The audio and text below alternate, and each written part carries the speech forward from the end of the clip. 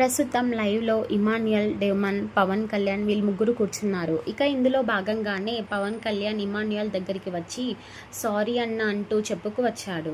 అయితే ఇమాన్యుయల్, నీ సారీ పక్కన పెట్టు గానీ నువ్వు నిజంగా నన్ను నమ్మక ద్రోహం చేశావు. నువ్వు తనుజని నామినేషన్ చేస్తానని చెప్పి మా మమ్మీ సంజనని నామినేట్ చేశావు. నువ్వు తనుజని నామినేషన్ చేస్తావని అన్నావు కాబట్టే నేను నీకు అసలు ఇచ్చాను తప్ప లేకపోతే ఇచ్చేవాడినే కాదు అంటూ చెప్పుకొచ్చాడు ఇమాన్యుయల్. నువ్వు తనుజని నామినేట్ చేసుంటే నీ గేమ్ నెక్స్ట్ లెవెల్లో మారేది. ఎందుకంటే నువ్వు ఆయుష పాయింట్ తీసుకొని నామినేషన్ చేస్తే గనక నీ గ్రాఫ్ నెక్స్ట్ లెవెల్లో పెరిగేది.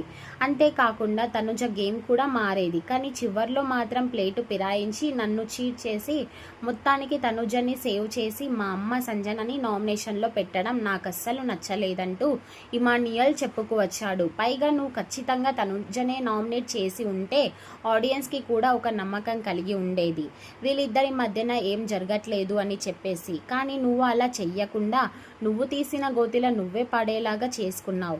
ఇమాన్యుయల్ తనుజని నామినేషన్ చెయ్యలేదని ఫ్రస్ట్రేషన్తో ఇష్టం వచ్చినట్టు పవన్ కళ్యాణ్తో మాట్లాడుతున్నాడు. పవన్ కళ్యాణ్ బ్రెయిన్ వాష్ చేస్తున్నారని కూడా చెప్పొచ్చు. ఏది ఏమైనప్పటికీ కూడా ఇమాన్యుయల్ తనుజతోనే ఉండి తనుజతోనే డైలాగులు వేసి తనుజతోనే మాట్లాడుతూ ఉండి మొత్తానికి బిగ్ బాస్ హౌస్ నుంచి బయటకు పంపించాలని మాస్టర్ మైండ్ వేశారని చూడండి. ఇది కదా నిజంగా హ్యాట్సప్ చెప్పాల్సిందే. మరి ఏది ఏమైనప్పటికీ ఇమాన్యుయల్ పవన్ కళ్యాణ్కు చెప్పిన మాటలు నిజంగా అనిపించాయా లేకపోతే ఫేక్గా అనిపించాయా కామెంట్ చేయండి.